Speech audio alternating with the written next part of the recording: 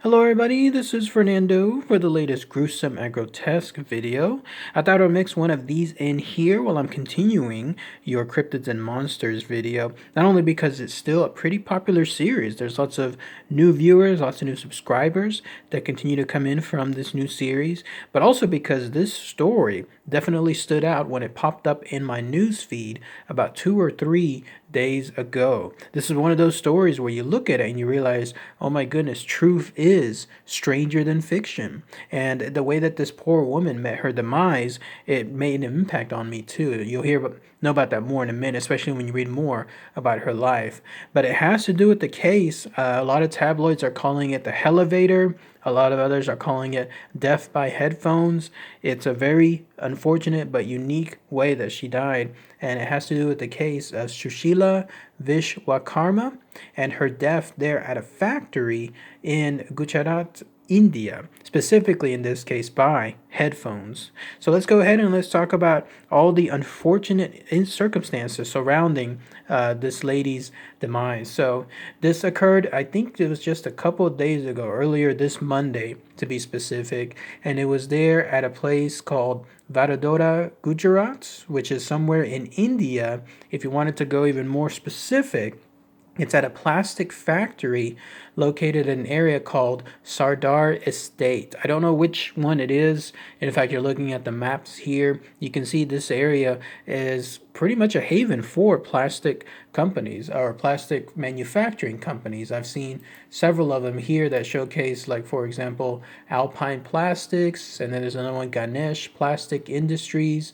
Here's there another one called Jindal Plastics. So who knows which one she was working at, but there she was, in this case, meeting 8 a.m. time schedule to start her schedule. Her name was Sushila Vishwakarma, and this news that I'm posting, I'll include the link for it below. It comes from the International Business Times, but it was also reported in various other websites like The Sun, the Daily Mirror, and I think there was one more. I think I saw it in one of the Fox News places as well. But here's how it went. She was starting her shift there at 8 a.m., presumably just like any other shift that she normally does. I think, in fact, that this is the location, like the actual picture of the factory itself that you're looking at now. I'm not 100% sure, but I believe that should be it. But she was starting her work there, and basically it was just working as sanitation help. She wasn't necessarily doing things related towards making the plastic. It was more along the lines of cleaning things up, sanitation, in other words. Who knows how long she was working there, but presuming the fact that she was there by herself and she was going up in the elevator by herself afterward, leads me to believe that she was there for a while, enough for everyone to realize that they could just leave her as is and be able to have her do her shift. So there she was, finishing something up on the first floor, and that's when she decided to use an elevator to get to another floor. The way this elevator was described was it was a manufacturing or industrial elevator. It's not a common elevator like the ones you and I think of when we go to hotels or when we go to any other regular business type buildings. No, in this case, this was one that has one of those push gates, those collapsible gates that can go either left or right, or in some cases up or down. And she was in that by herself. That I got the idea that it was going to be a small one, like it's used to ascend several floors, but it doesn't have much space in there for materials. So for some reason, it just gave me the inclination that this was going to be a smaller one than usual. And based on various sources, either she was going to the third floor or she was going to the fourth floor. I don't know 100% because several articles seem to contradict each other, but I'll just go with the fact that she's probably going to the fourth floor. And so there she was, going into the elevator, heading upwards. What made this unique, though, is that she had some earphones on, standard earphones, the kind I use, the kind you use, the ones that just go in one ear or the other, that have the long cord with them. They don't wrap around the top of the head, in other words. They're ear pods. They just go basically inside your ear. And the way I was reading it was she was either on the phone talking to someone or she was listening to music while this was happening. It's hard to tell because while there were other coworkers who saw unfortunately this thing happened that I'm about to describe here in a minute. They did not mention anything as far as whether she was on the phone talking to someone or listening to music. Either way, though, the point is she was distracted. So much so that for some reason, while the collapsible, what can I say? The collapsible gate was going down, or somewhere along the way, like it was closing, it caught her earbuds. It caught them within the gate itself. And then I was trying to picture this as hard as I could, but somewhere along the way, the earbuds further got entangled with the elevator itself. So not just the gate, but then the elevator. And then as the elevator was ascending, you can kind of see what happened later in a few moments. As it was coming up, for some reason, she was kneeling downward, like her head was going towards the exit of the elevator, and as the elevator was going up, everything just happened all at once. This was a perfect lightning in a bottle when it came to this death situation. So the earbuds got caught in the gate further got caught in the elevator was going up at the same time. She, for whatever reason, was kneeling forward, and that was it caught her neck somewhere, like the earbuds caught her neck, and then she was, to sum it up, decapitated right then and there. Like the elevator cleanly sliced her head off with the help of these earbuds. And the way it was reported, all the workers who saw this, of course, were just horrified at what occurred. They immediately called the authorities. Authorities came in, the police came in, I believe some paramedics also came in. I think that one of the reports I read also stated that there was some firefighters that came in too.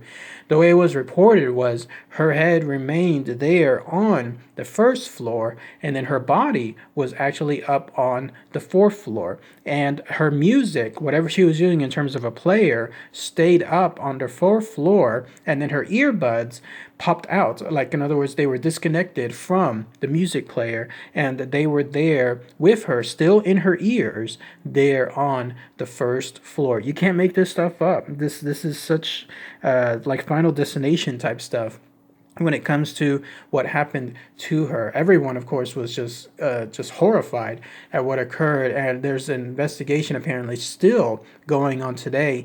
The police there at that location have stated that they're going to check to see if the elevator was faulty in some manner. They're going to try to gauge more as to why she was leaning forward in this manner, but that's the presumption that they're going by. It was an accidental death caused by the earbuds or the earphones getting stuck between the gate and there's somewhere towards the elevator. And then why she was leaning forward, that's the thing that baffles everyone there, because this is an elevator that it's less safer obviously than a traditional elevator. So why she would be leaning purposely forward like that, who knows?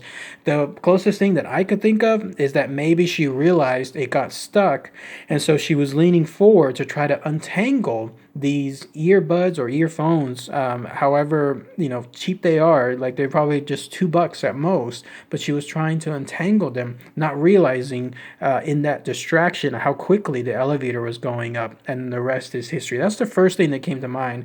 Makes sense, doesn't it? But who knows, if anyone else has another theory, then please post those comments below. And why I feel this is a pretty unfortunate circumstance, it hit me hard actually, was because when I was reading her information, apparently she was someone there, not just working in like the lowly sanitation help there at a plastic factory, but she apparently lived there at that city by herself. Everyone that was interviewing stated that nobody lived there with her. So either her family lived away, or more tragically, she was working there specifically to help out her family elsewhere. Who knows? But the way it struck me was this was someone that was working not just at that location, but according to other articles, she had other jobs as well, working very hard, like working, no doubt, a long set of hours every single day, multiple days a week, probably very little rest at all, earning next to nothing, no doubt, at that location or that field there. And yet there she was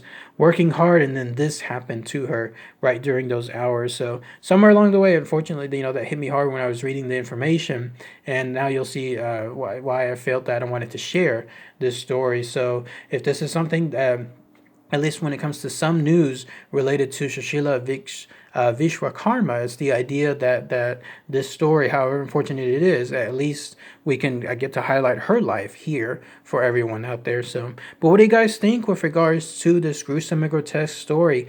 As others have mentioned, it's called the Elevator. Others have called it the death by earphones or earbuds. Please post those comments below. Let me know what you think. If anyone has any more info about what occurred there, it's a little bit brief. It may be something that might show more proof as to why she was leaning forward, like what caused it. Then please post those comments below too. All right, everyone. Thanks again as always. Take care.